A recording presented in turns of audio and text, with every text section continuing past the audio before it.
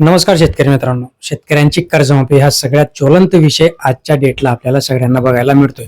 राज्यातील शेतकऱ्यांसाठी राज्य सरकारने पुण्यश्लोक अहिल्यादेवी होळकर शेतकरी कर्जमुक्ती योजनेला मंजुरी दिली आणि या योजनेअंतर्गत जवळपास 2 लाख शेतकऱ्यांना 2 लाख रुपयांपर्यंत शेतकऱ्यांची कर्जमाफी होणार असं सांगण्यात येत होतं.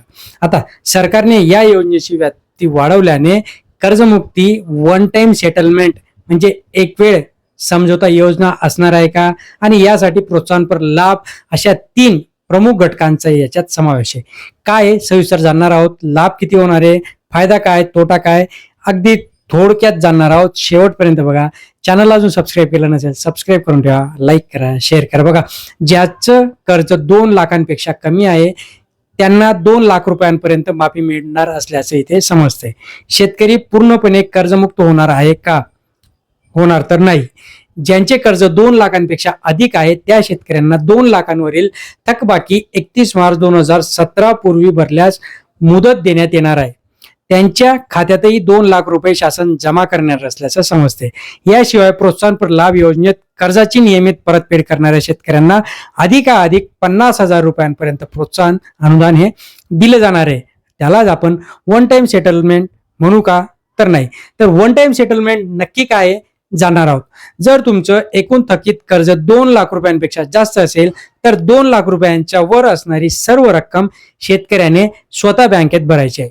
शेतकऱ्याने स्वतःचा हिस्सा भरल्याबरोबर उर्वरित 2 लाख रुपये सरसकट किंवा सरकारला थेट बँकेमध्ये जमा करणार असल्याचं इथे समजते आणि शेतकऱ्यांचं जे काही खातं आहे ते पूर्णपणे नील कर्जमुक्त केले जाणार असल्याचं इथे समजते. यालाच आपण वन टाइम सेटलमेंट म्हणणार आहोत.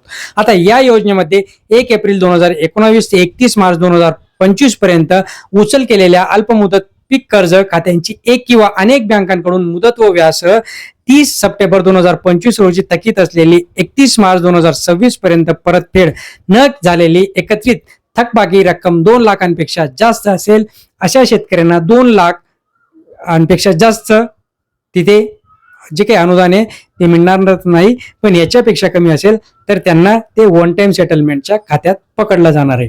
आता या योजनेत देखील 1 एप्रिल 2019 ते 31 मार्च 2025 पर्यंत उचल केलेल्या पीक कर्जाचे पुनर्गठन केलेल्या कर्ज खात्यांमध्ये एक किंवा अनेक बँकांकडनं 30 सप्टेंबर 2025 पर्यंत थकीत असलेल्या व 31 मार्च 2026 पर्यंत परतफेड न केलेल्या थकीत हप्त्याची मुद्दल व व्याजसह 2 लाखांपेक्षा जास्तीत जास्त असल्यास अशा शेतकऱ्यांना प्रथम 2 लाखांपेक्षा जास्त असलेली थकीत हप्त्यांची रकमेची परतफेड करणं आवश्यक असणार आहे.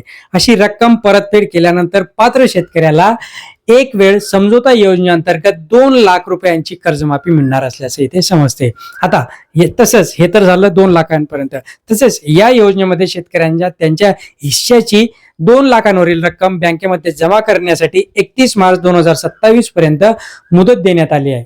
आता वन टाइम सेटलमेंट म्हणून कुणाला 2 लाखांपेक्षा किंवा 2 लाखांच्या रेंजमध्ये कर्जमुक्तीचा लाभ मिळणार हे आपण इथे समजून घेऊया मित्रांनो. ज्या शेतकऱ्यांनी 1 एप्रिल 2019 ते 31 मार्च 2025 या काळात थकलेल्या किंवा घेतलेल्या पीक कर्जाचे पुनर्गठन किंवा फेर पुनर्गठन केले असेल त्यांनाही या योजनेचा लाभ मिळेल. 30 सप्टेंबर 2025 पर्यंत थकीत असलेल्या आणि 31 मार्च 2026 पर्यंत परतफेड न केलेल्या अशा थकबाकी रकमांची जी काही हप्त्याची रक्कम असणार आहे म्हणजे मुद्दल प्लस व्याजासह 2 लाखांपेक्षा जास्त असल्यास शेतकऱ्याला आधी 2 लाख रुपयांची वरची रक्कम जमा करावी लागणार आणि मग शेतकऱ्यांना 2 लाख रुपयांपर्यंत कर्जमुक्ती मिळणार.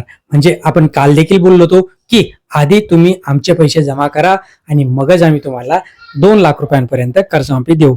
अशी ही शासनाची योजना तुम्हाला आवडली का? नक्कीच कमेंट बॉक्समध्ये कळवा. चॅनलला सबस्क्राईब करा, लाईक करा. धन्यवाद.